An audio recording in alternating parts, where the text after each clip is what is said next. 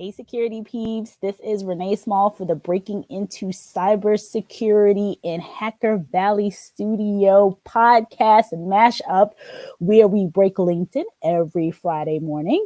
So I will introduce myself, Renee Small from Cyberhuman Capital. I work with cybersecurity awesomeness like these three guys and help place people into awesome roles. I will go around and have everyone else introduce themselves. Chris. Which one? You. Oh, okay. My co-host, Chris. Hi, Christophe Foulon. Also work for Grim SMF as a senior security consultant, but I also am Renee's co-host on Breaking Into Cybersecurity. Love helping people break into the industry and guide their career. Cool. Hacker Valley Studio, Chris. Yes, indeed. Chris Cochran here with Hacker Valley Studio with my co-host Ron Eddings. I work at Netflix as a threat intelligence lead. And I can't wait to get to this discussion today. This is going to be great.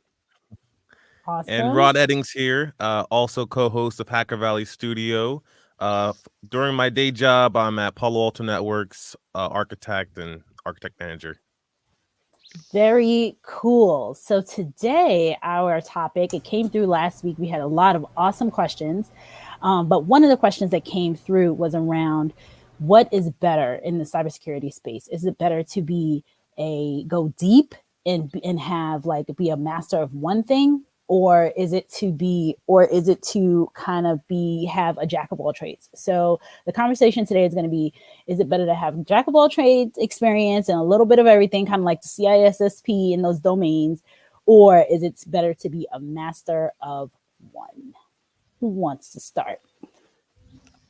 I'll take it. Say let Chris go. He's been amped up about this all week. I gotta be real with you guys. This has been a topic that's been like center to my life for as long as I can remember. I've always admired masters, whether it's a master sports player, Michael Jordan, Muhammad Ali, Wayne Gretzky, Babe Ruth, all of those greats, or a master of thinking and science, Einstein, looking at folks like Leonardo da Vinci, stuff like that. And I've always been envious of these masters. And it took me a long time, actually just a few years ago, where I realized that there's this concept of a master generalist. These are people that dip into different aspects of life, different aspects of learning, and they're actually able to apply it to different problem sets. And so I felt like, come on, I have to be a master of something. I have to be a master of something. And I could not stick with one thing long enough to become like the master or the best or whatever it was. So case in point, the longest thing outside of like wrestling, my career and all that stuff, the longest thing I've ever done is dance. So wrestling? Yeah, I was a wrestler from 8 years old up until senior in high school. So dance. Yeah. A lot of things coming out, right? A lot of things coming out right now. We need to see some of this. I'll show you right now. So the thing about dance that I loved is I did street dance, so popping. And the thing I loved about that, and the reason why I was able to do it for so long, is there's so many different modalities within dance. So you have things that my favorite is waving, right? So like stuff like this. And you have different modalities. You got to popping. You have animating. You got isolating. You have all these different modalities within dance. And that's why I was able to stick with it for so long. But being able to dip into different dance styles is actually what ended up making me a better dancer. So the same thing for cybersecurity.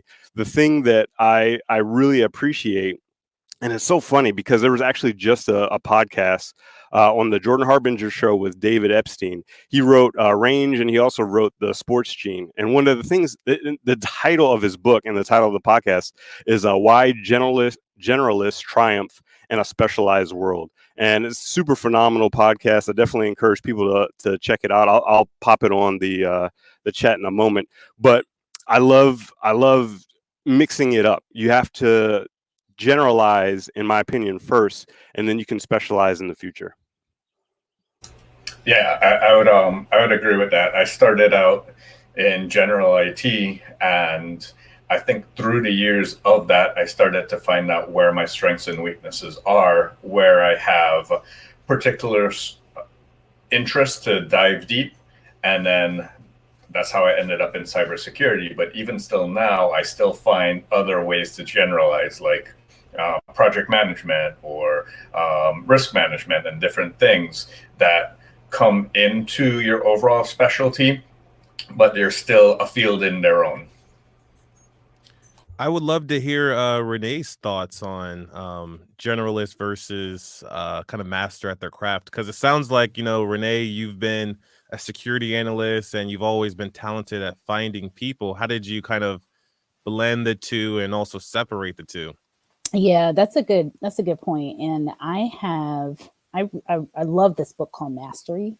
Yes. And I think Chris kind of alluded to some of the things that they say in there around being the master of one thing, and then being able to branch out. So from what I've seen and what I see leaders look for is they typically look for masters of a thing. And so I think that sometimes if you are, especially when you're more junior in your career, really trying to hone like one skill set, and sometimes these skill sets are like really, really like broad. So for me, honing that honing recruiting, like really understanding what it's like to recruit. People think recruiting is easy. It's easy when when there's a lot of people. Actually, it's easy when it's small, when it's a repeatable process, kind of like if you're hiring customer service reps or something like that. When you're hiring people who are like you all, it's very nuanced. It takes a longer time. It's not something that anybody could just jump right into. So really honing that skill set, or any skill set, and becoming the master in that space is great. And then you could kind of branch out and do. So I honestly think I agree with both Chris's, but I think it's the reverse. So versus going broad in the beginning, my recommendation, or my what I've seen and what I see leaders look for is somebody, especially in the beginning, having like really honing something, really owning like a space, and then being able to take those skills and then transfer them over to other areas. What advice would you give to someone that doesn't know what area they want to hone in to be able to do that, to specialize first and then generalize after? I have great advice. And I have a rebuttal after your advice. Already a rebuttal? I have a rebuttal. She started with the rebuttal. Yeah. You see what I'm talking? Can I just make him disappear? I could do that. You could. You have that power. Please don't make me disappear. No, I love a lively debate. So there's a couple different things. I tell this to parents all the time. There are ways for people to understand what they're really good at, even at a young age. I have to remember the actual book, StrengthsFinder. StrengthsFinder is an awesome book. So, and they have one for teens. They have one for adults, but it really, really shows you, even as a young person, where your strengths lie. And parents sometimes can see this in their children too. I know, Chris, you were talking about your 5-year-old being like this big gamer. My 5-year-old is a gamer too. I was thinking about like, we gotta get the 5-year-olds together. Maybe Chris's 5-year-old too. But there's things that I see are immediately in one child over another that I'm like, I can see where their strengths lie. So my 5-year-old is very musical. I'll give you an example. When my 8-year-old, when he was about 6 or so, or 5, started putting him on the piano and getting him piano lessons, he absolutely hated it. I mean, fought me tooth and nail, did not want to do any of it at all. His brother, who is 3 years younger, started sitting next to him at the piano and would say, "Mommy, I want the lessons. I want to take the lessons." I'm like, "You're too young, like not yet. And so the teacher said, "Well, give him 15 minutes and see, we'll just tack on a piece since this one doesn't want to do anything anyway. Let's just tack that time on." he completely, everything that the older brother didn't want to do, this guy jumped in and started doing. And so seeing that, it's, you know, you want to hone that, you want to fan that flame. Same thing with the 8-year-old. When he was 4, he said to me, I want to be a software engineer, SOCK ware engineer, which was hilarious to me. And he wanted a job in cybersecurity, which, like, of course.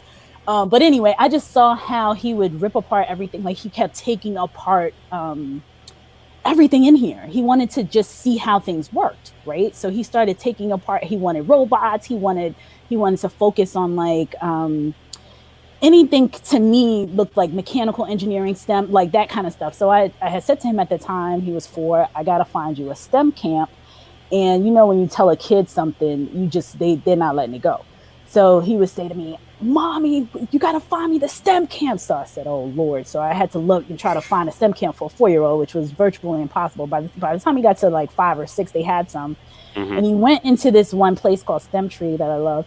And the guy who owns it is a PhD in computer science and stuff like that. And he was like, oh my God, your child is like a fish to water. Like, he completely came in, he started coding in Scratch, like immediately. It just was so immediate. And you can see that a lot of times in kids. Well, a parent can see it in a kid, and the kid might obviously can't express that because he didn't know that that's what he need. You know, that's where I should be fanning the flame for him. But I've seen that in working in different organizations and what have you, and you can see that people have different skills that they might not necessarily know is something that's either transferable or there's a job for, or they can make a lot of money doing these things. Right. And I think that, like, books like StrengthsFinder is an excellent book. There's a quiz in there. They actually have one online. And you can kind of do this quiz for like $10 or whatever. And it points you and tells you, okay, if you're the person who likes to organize people's homes all day, you know, like, this is what, if you're a kid, that your room is like the most organized room of every teenager that's out there, every college student that's out there, you have a skill, you know, you're like the unique person. Chris Foulon is asking, how would I recommend that for college students or adults who still don't know what they want to do? Go take the exam. It's a quick quiz, StrengthsFinder. It takes, 10 minutes or something to complete, sometimes longer. And it kind of it tells you if you like doing these things or if you lean towards these things, these are the professions that could be a good fit for you. So that's what I would say. So I do agree with you that when you're first getting into a role, obviously they want you to do something well, right? But I'm going to take it like a step back, like before you actually get to the role. And so I'm going to bring up the book that you brought up, Mastery. Love that book. It's fantastic. There's a concept of the clicking moment in the book of Mastery. And that clicking moment is when you're doing something and then all of a sudden, all of your passions, all of your effort is in alignment with the task that you're trying to do. And so whenever you're trying different things, maybe you're trying different things in cybersecurity. Maybe you're, trying out maybe you're doing a CTF or pen testing. Maybe you're, messing around with some code. Maybe you're doing different projects. Once you dip and dabble in those different things and you find out, oh, wow, I really love building firewall rules. That's my favorite thing to do ever. And I'm going to do it till the cows come home. And so then when you get that role as a firewall engineer, then all of a sudden your job is in alignment with the stuff that you like to do anyways. And there's nothing, and there's nothing better than that from a job satisfaction standpoint. So I to bring up another book, Ultra Learning by Scott Young. Really, really good book. I highly recommend folks to go check it out. It's Ultra Learning. And what that teaches you about in one of the sections is meta learning. It's learning about learning. So as you're learning these different modalities in cybersecurity, you're figuring out different problem sets. You're figuring out different things about cybersecurity. And so when you click, then you're learning about learning. And so now if you need to pivot, we were talking about mental agility last time. If you need to pivot, you'll be able to much more easily because you know how to learn and you know where your passions lie and you'll be able to experiment. So that's all I would say about that. Ron, what are your thoughts? My thoughts are a little bit of both. And so I started my career out kind of going just focus on computer networking. And I thought it was great. I think since I built such a deep understanding in networking, it was one of the fundamentals of security. So I think that if you're interested in like something like cybersecurity, there's plenty of things that you can pick, kind of to your point, Renee, that you can go deep on. There's certain tests that you can take to understand what part of cybersecurity might be most interesting to you. But either way, there's quite a few fundamental topics that are in cybersecurity that one expert needs to be kind of proficient in no matter what. So I think one of those areas that might be going away a little bit now with the introduction of cloud technology is computer networking. Such a fundamental thing for cybersecurity. I would also say now software engineering is becoming one of those fundamental building blocks to become an expert generalist in cybersecurity without being able to develop code. Now your ability to rapidly pivot is halted. So I think that there's plenty of areas where you could pick to focus on going deep, because no matter what you pick in cyber, you're going to need to be good at a few things. So I would say that would be my recommendation to start with. And then once you get something under your belt where employers or organizations need you, then start branching out and becoming that expert generalist. So, what specific advice would you give to someone that thinks that they want to come in the field, and you're like, I have a CISSP, but I'm still not getting callbacks, or I love security, but I don't know which areas to specialize in. How would you have them narrow down which areas that they might have strengths and weaknesses in? I have an answer for that one. Take it. I had an awesome leader who he brought in people that had different skill sets, and many of us had not had anything. We didn't know about cybersecurity. And so he had us do two things. Chris Foulon has this awesome list of blogs and podcasts and things like that. That's how actually he and I connected because he has such a group of a list of, I don't know how long it is now, but at the time it was like what, 30, 40 different podcasts, I think, Chris. Yeah, there's at least 30 to 50 podcasts, same for books. And anytime I get a new book, I'll add to it. But I've been slacking on that part, but I definitely should go back and update it. Wait, here's an important question. Are we on that list? I was going to say, we got to add are. you in there now if it's not on Yes, there. you are. But it was a list of podcasts to listen to, books to read, things that a newbie cyber person should know about. Especially for someone coming in like me who knew zero. When I say zero, it was like zero. And another thing he asked us to do was, he said to look at the CISSP book. And he said, don't dig deep into it, but like skim the surface, like look at every chapter and see which ones resonate with you. And so I think that was really, really helpful, because there were certain parts of it like cryptology. It just was not, I'm falling asleep reading that. But there are other parts of it that seem very interesting. And all of us that were coming in from different areas, and some of us had 10 years of experience in other areas. There was a person that came in from audit. There was a person that came, he was like an internal auditor. There was a person that came in who had, she was like an administrative assistant or operations person, in not IT operations, but like company operations. So there were people coming in with different backgrounds.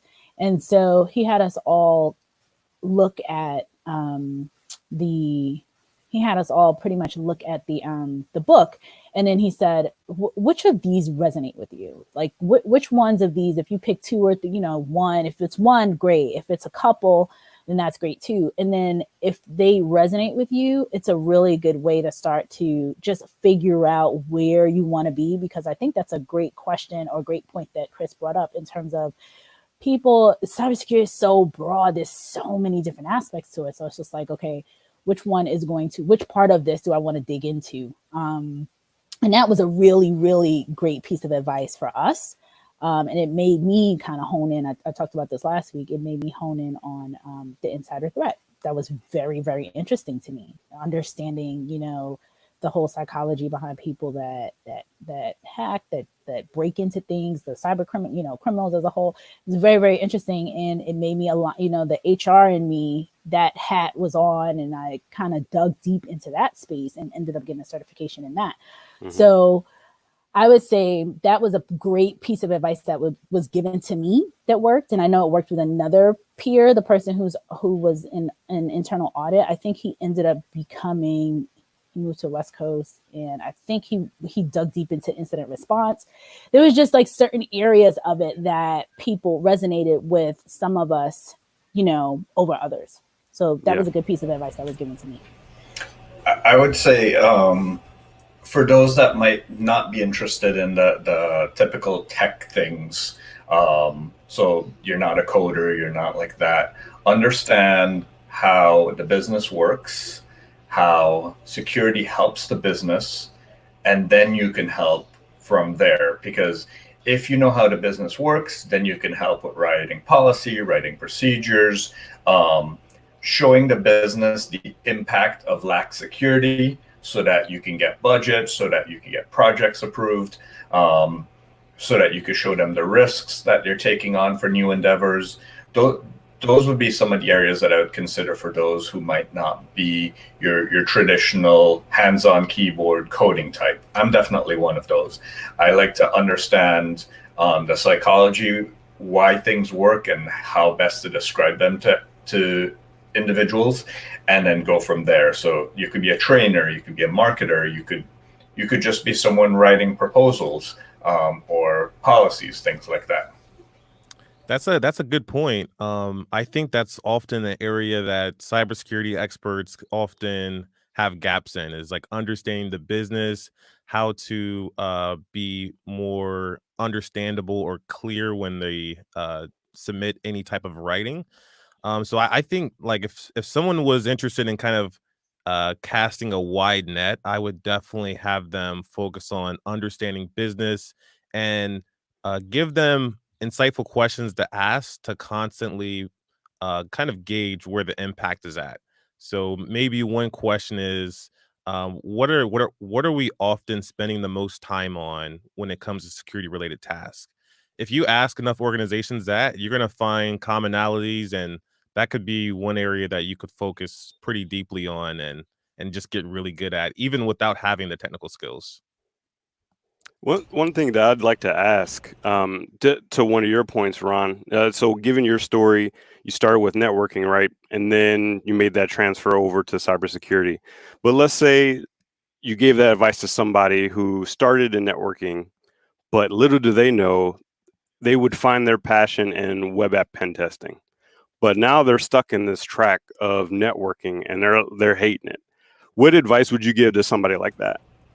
It takes a lot of bravery. It takes a lot of bravery to go against what you just got good at and starting to do something new. So when I started kind of focusing kind of more specifically on cybersecurity, I was really upset because I just took all the time to learn about computer networking, learn about Cisco devices. And I honestly spent very little time working on any Cisco devices. Like, I think I had like a 3-month stint where I was a network engineer, and then it was straight into cybersecurity. It felt a little counterintuitive. I think a lot of people in my life that aren't in technology had a lot of questions for me. Like, why would you spend so much time on this domain and then pivot into something else that on average makes less? At that time, on average, network engineers made more than someone that was like at an entry level cyber position. But I think it just takes a lot of bravery. It takes you understanding that maybe you're good at something, but you want to be even better at something else, or you want to be my idea for myself is becoming a Renaissance man, and that involves me becoming good at everything. Unfortunately, it's an impossible task, but it's something that always keeps me going in the morning and at night. Yeah, I have a question that's from one of the chats. Eric asks to enter a tier 1 SOC role, how much hands-on networking skills does he need to be successful? It depends on the org. It depends on the organization. I would say at least probably enough for like network plus level knowledge for entry level SOC. I work with a lot of SOCs, and I think that most of the analysts and engineers in SOCs, they understand the tools, but they also understand at least the surface level of the technology. Mm-hmm. So if you're in an organization that has a lot on-prem, I think quite a bit of networking is needed. Hey, Chris's kid. And also, if you're working at a cloud shop, then you might not need those networking skills. Yeah. I would also say I think it depends on the type of org. So, for example, if you are in a MSSP, you might just be stuck looking at logs all the time, and you never actually get into any of the technical hands-on because you're managing so many customers. You're really just there to triage and then escalate to someone else that can do it versus doing it yourself. But if you're in a smaller organization, the levels tend to blend or blur a lot more, especially if you don't have sufficient resources to really set those stages. You'll usually be entry level to tier 2, and then your more experienced person will be tier 2 through tier 3 or tier 4, and have that specialization. So like you said, it depends on the org and the size of the company. Yep. I got a question I think would be perfect for Renee. I think it's Yusuf. I hope I'm saying your name right. Said, hi, thank you for doing this. My question is, how does practice of cybersecurity and hiring compare between the DC area and the West Coast? Ooh, good one. Good question. So, and then he also adds, for example, between startup culture companies like Netflix and larger Fortune 500 and government contractors. So I think I have to find the site for you. I can't remember the name of the site, but it showed DC as the cybersecurity capital. I think it's called cybercapital.us, I believe is the site. Because the most, at the time, maybe a year or two ago, the most opportunities in cybersecurity were in the Washington, D.C. metro area. With that said, there's, because of, the 3-letter agencies that we have here in this area, there's just an abundance of opportunities in large organizations and government, especially government organizations and government contracting. Almost at one point, being here in the DC area, I used to recruit. Prior to being in DC, I used to live and work in New York, and it was fascinating to me to come down here and see all of the so much cybersecurity talent, so many open cybersecurity positions in the DC area. I also work on roles nationwide. And from a West Coast perspective in the startup space, obviously, we got Chris and Ron here.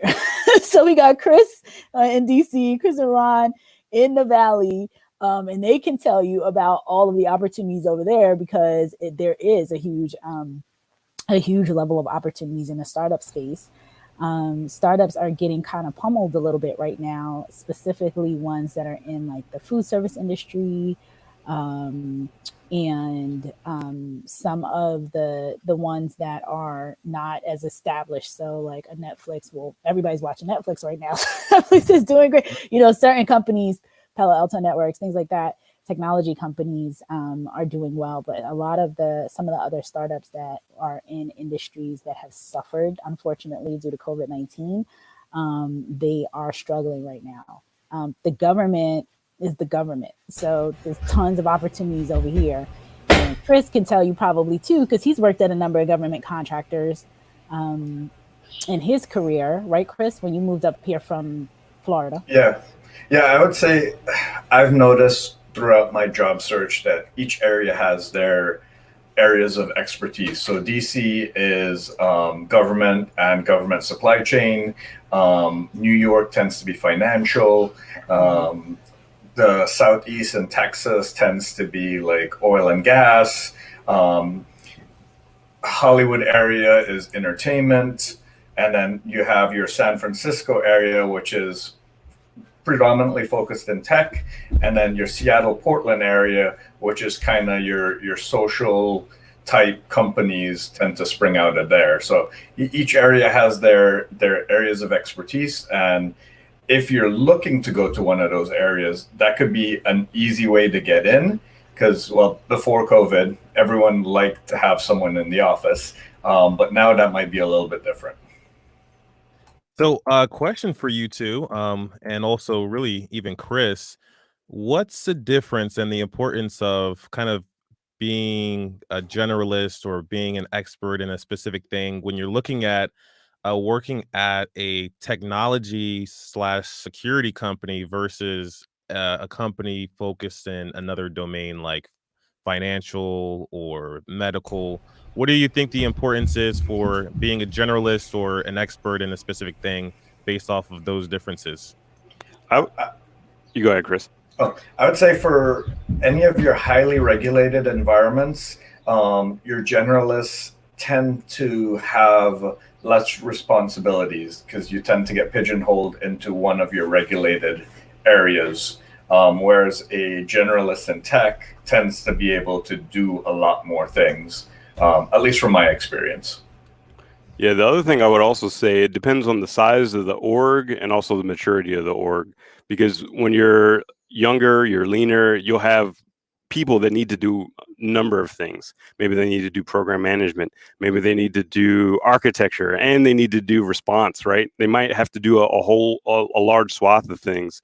So I think it really depends. When you get to the bigger, massive organizations, that's when you can be much more specialized and just have a piece of the pie. Very true. I would add that I would echo what you both said. I also think that when you are more junior in your career, it's sometimes easier to get into one of those bigger shops because they have more opportunity they have a bigger group. So for example, I was talking to a leader yesterday in cybersecurity, and he talked about working at HP and how at HP they had a security group of 350 people. Versus, some smaller shop, a leaner shop, the whole company will be 350 people.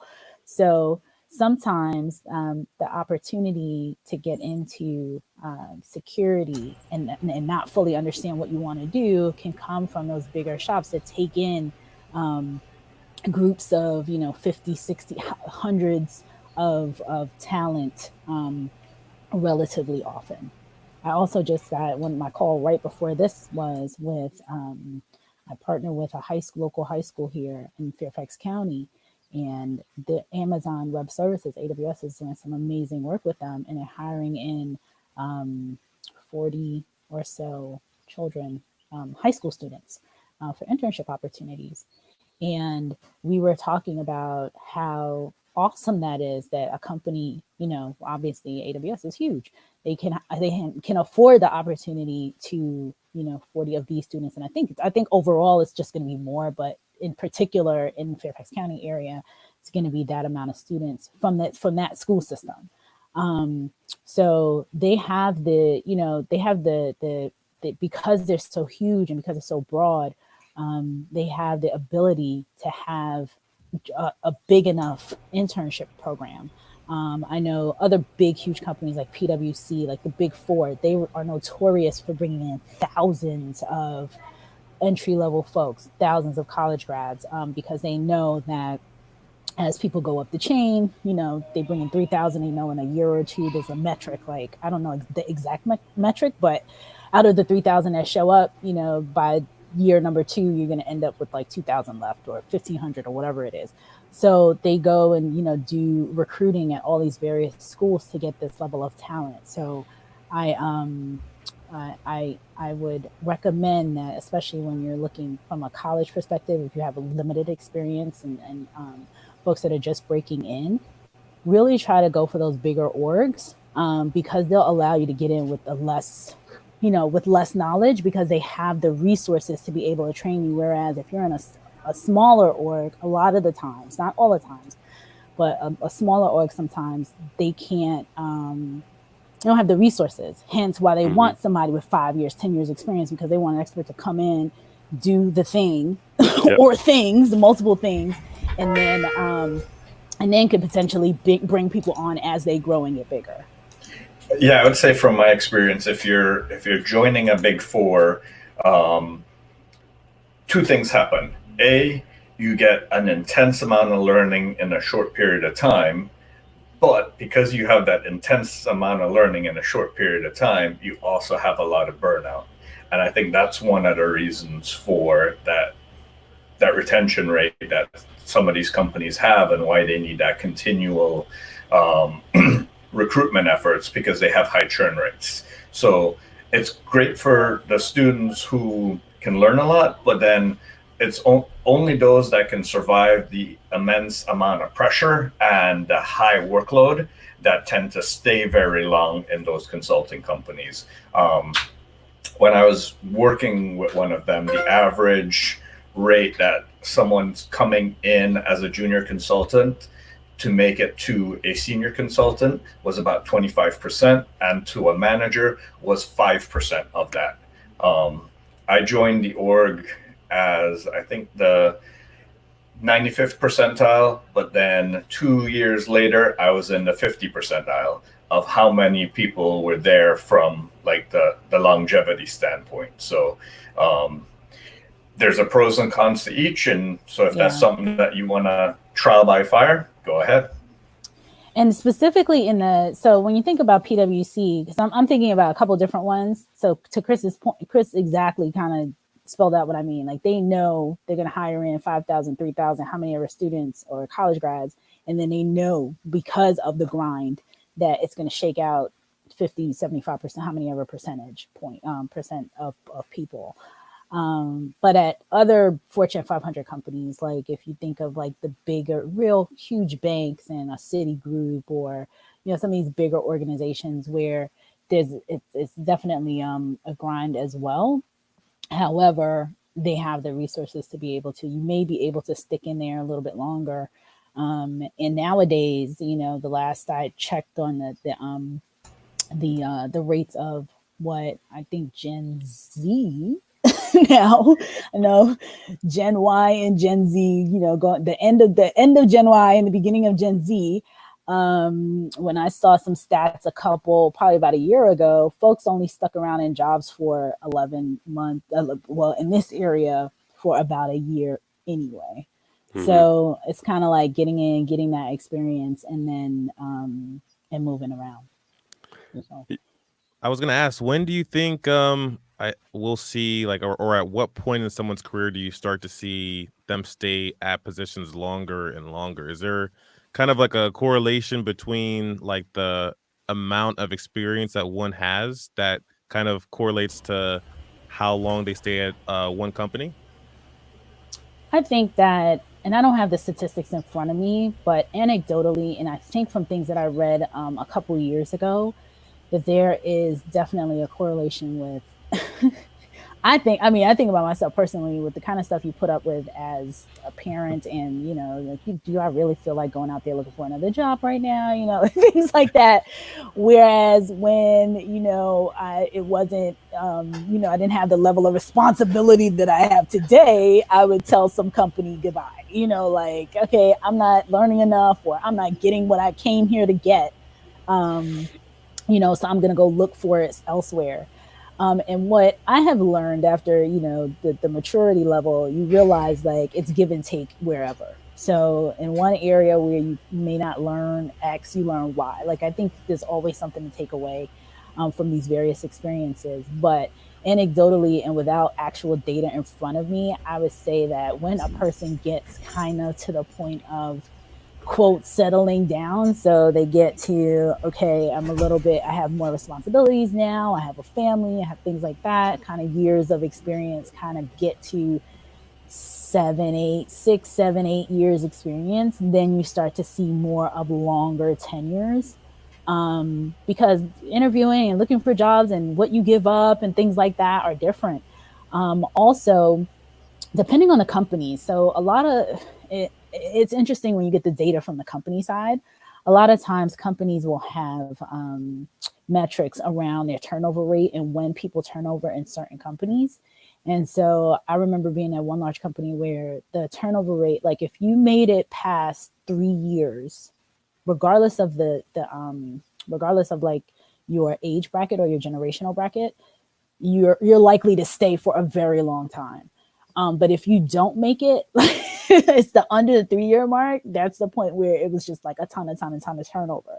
But after 3 years, people stayed like 5, 10, 15 years because they were able to navigate kind of the political landscape of the organization. So I think it's by generation and then a lot of times by organization as well. One thing Yeah. that I wanted to bring up is this theme that I think all four of us have kind of touched on, and this theme of the grind. And the art of the grind is learning. And one thing that I take from Ron, he has two concepts that he always brings up, and I think they're brilliant. It's being a lifelong learner and then also learning at scale. So I'd love to hear from the master himself about his thoughts on those concepts. Learning at scale. I want to hear about that one. Learning at scale, exactly. So I think learning at scale is all about figuring out better ways to learn. So oftentimes people go once, twice with learning how to learn something. Like maybe it is learning how to read or even learning how to memorize things. If you're able just to take kind of root cause, what's the reason why it's slow for you to learn specifically? It might be because it takes you too long to read. It could be because you just can't remember anything that you just read. So I look at learning at scale, finding the root cause for the inability to learn and fixing it. So my main root causes were what I just described. I was a slow reader, and I also wasn't the best at remembering or having the ability to recall what I had just learned. So I took two courses. I took a reading course, which wasn't necessarily like just a speed reading course. It was a course that one taught you how to read correctly, and that's by using a pointer or some type of device, finger, or whatever it is to keep track for your eyes where you're at visually on the page. And the second technique that I did was of chunking words. So I used to read words one by one on a page, and I started reading them in groups. And it's certain uh, practice things that you have to do. There's drills that you have to do on a daily basis to get better at it. It's a process. And I also went through a course to learn how to memorize things better and recall it. So all about using memory palaces, mnemonics, and other techniques to constantly store things in the right place for recall later. So like if you gave me a list of 10 random words right now, I will be able to not only give it back to you, but in any order that you wanted it specifically, just because of the way that I stored it in my mind. I put it in a room, and based off of me walking into this room is where I put that random name or item that you gave me in that list. So when I'm looking at a book, I'll break it down by topics and I'll put the topics in my room somewhere. So for example, the high 7 habits of highly effective people, that's spread across my room. The first habit of highly effective people is be proactive. When I walk into my room, there's a keyboard. I see LeBron James. He's a pro athlete, and that makes me think of proactive. So there's just so many things that you can do to take your learning to the next level to get really everything else that you need. Ron, that's amazing. You should be a teacher. Literally, that's what teachers tell you to do. And I've read a couple books like that too, with the mnemonics and how people in Greece, ancient Greece, how they would learn to give talks for hours and hours and hours, and it would be all of those types of techniques. Mm-hmm. I think the other thing is also finding the medium that you learn best from. So, for example, I have dyslexia. I have a learning disability with my eyes. So I've pivoted from less written to more audio type content. So podcasts, Audible books. And I've actually trained myself to where if I don't listen to things at 2 speed, it's too slow for me. I get bored, but I can listen to things at two speed in an audiobook and be typing an essay at the same time or a report at the same time. And everyone's like, wait, how do you do that? It's just because I've trained myself to do that. Yeah. There's a couple comments here. I just realized I was looking at Chris's feed and responding versus my own feed. Oh no. It's all you have good. a bunch of questions on yours? Questions in here. So Dylan says, I have to learn hands-on. I'm an instructor at UCF and try to get all my students on keyboard as often as possible. And that's how I learn too. I'm a big hands-on. If I don't get in and do it and learn by example, it goes right over my head. Like I could read something and it's in one ear and out the other, or listen to something, but unless I'm actually physically touching it, doing it, that's how I learn the fastest. Francesco is on here too. Tons of comments. What about you, Chris? What's your strategy for becoming this expert generalist that you're interested in becoming and that you already are today?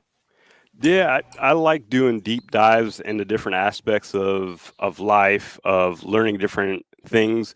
So, there was a period of time I was a power lifter. So for about 6 months or so, I dove deep on powerlifting, living it, breathing it, and then I was on to the next thing. I didn't, like I said, I didn't stick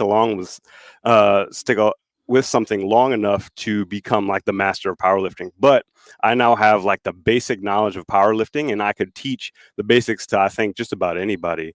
And so the same for cybersecurity, the same for dance, the same for all these different aspects of my life. And one of my favorite things that I learned from dance, I actually learned it from my dance teacher out here in California, is breaking things up into chunks. Like, what are specific skills that you can isolate from everything else, get really good at those things, and then be able to apply them to the rest of the craft that you're trying to develop.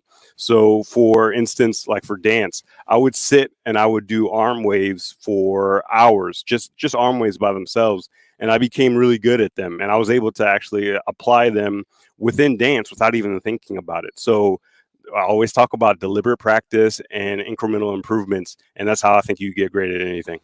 See, mastering the arm waves. I won't even try to do what you just did. I'm not even gonna play myself. So there's so many comments on here. Ron Robinson wants to know, what are some of the character traits needed for cybersecurity? For example, trust.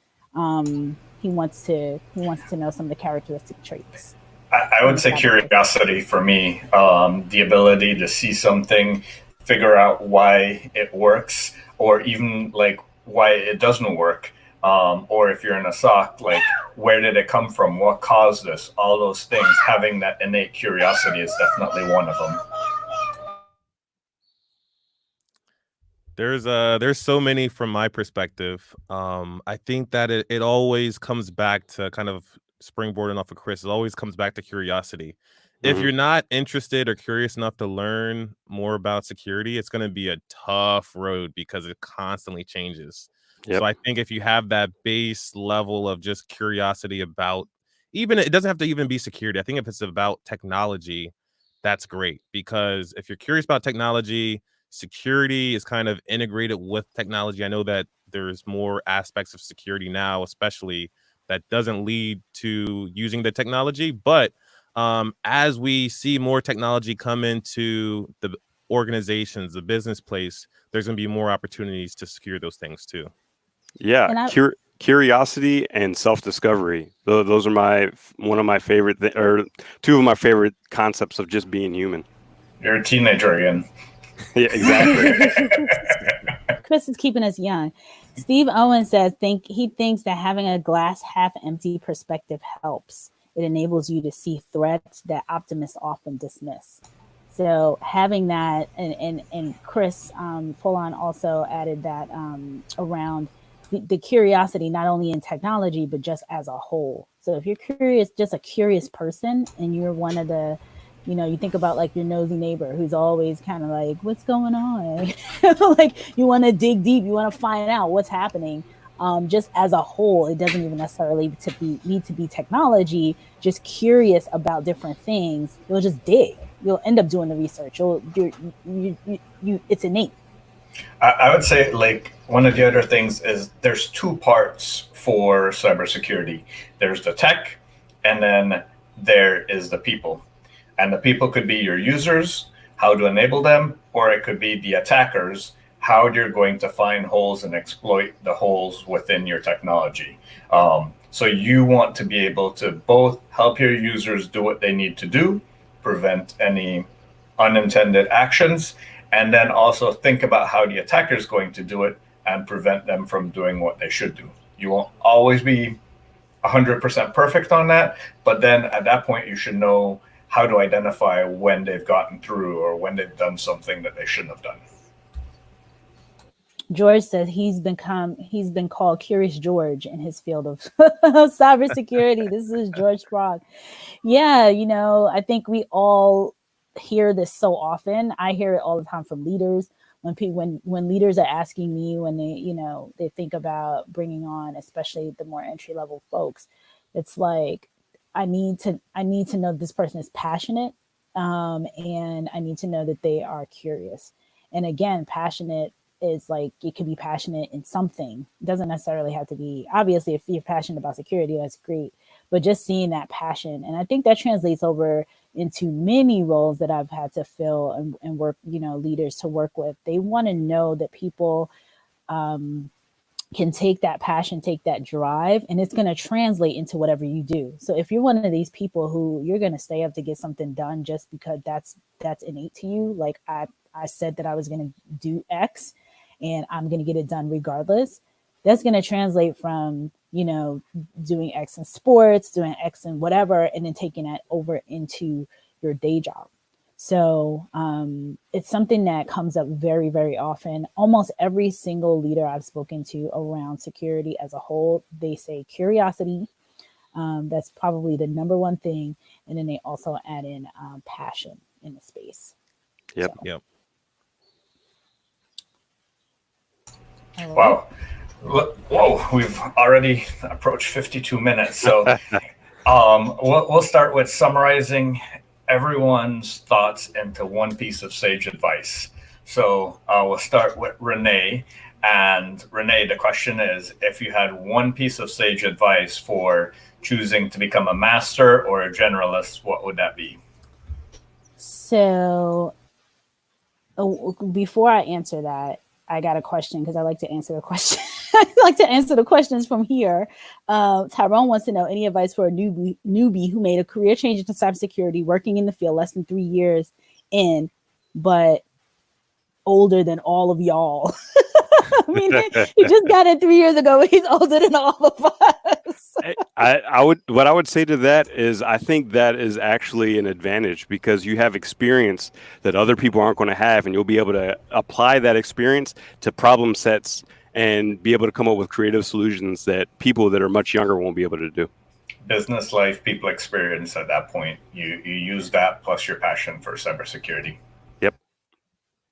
Agreed. I think Tyrone is awesome. And yes, having more experience than all of us is great. You can coach and mentor and train. Mm-hmm. And when we come with all our problems, you have the answers. So I love some seasoned professionals. All right. So to answer Chris's question, I would say my favorite, when people come to me and they ask like master of all things or master of one thing, or jack of all trades or master of none. My two biggest recommendations: read Mastery. Oh, one. He said one thing. Okay. One thing. Take the Strengths Finders assessment. And the reason why I say that one thing is because it will help you define what you are really passionate about. And if you've been general and you've touched on a bunch of different things, like Chris Cochran said, and you're trying to figure out, especially I always look at this from people who are coming into the field and not necessarily knowing like where to begin or where to start, that will help you hone in and do self-reflection on, the reason why I'm OCD and I line everything up in a row, like that can translate to this thing. So really doing self-reflection and understanding yourself will help you get to what it is that you can become a master of. So Chris? Dabble. I say dabble. There's a huge buffet table full of food. Take little bites and figure out what you're going to fill your plate with. Run. Same exact thing. I would say don't get caught up in what you could be good at or what you're interested in specifically. I would say get caught up in just learning about everything. Learning how to enjoy things is very important. I would go on a similar path, but I would say follow your curiosity. So if your curiosity leads you to just one thing, then follow that one thing. If your curiosity leads you to figuring out everything about everything, that seems to be your natural path. Very cool. So Tyrone just said, y'all are so kind. He's hyped and thank you so much. Yes, thank you. Everyone else, George Sprague's making a bunch of comments here. He has such knowledges in a certain field and he tells them that he's curious about it. Ron Robinson says there's excellent points. George asks his students, what are you passionate about? So it's pretty much everything that we've been more or less saying the leaders here are kind of echoing. So, and then the final part was experience equals failure plus learning. And as a little one shows up in the background, I will say bye to everyone here. Yeah. We're at a 56-minute mark. Beautiful. And yes, this was awesome again. So we'll do it again next week. Let's do it. Perfect. Thanks, everyone. Next week it All is. right. Thanks, everybody. Take care. Bye-bye.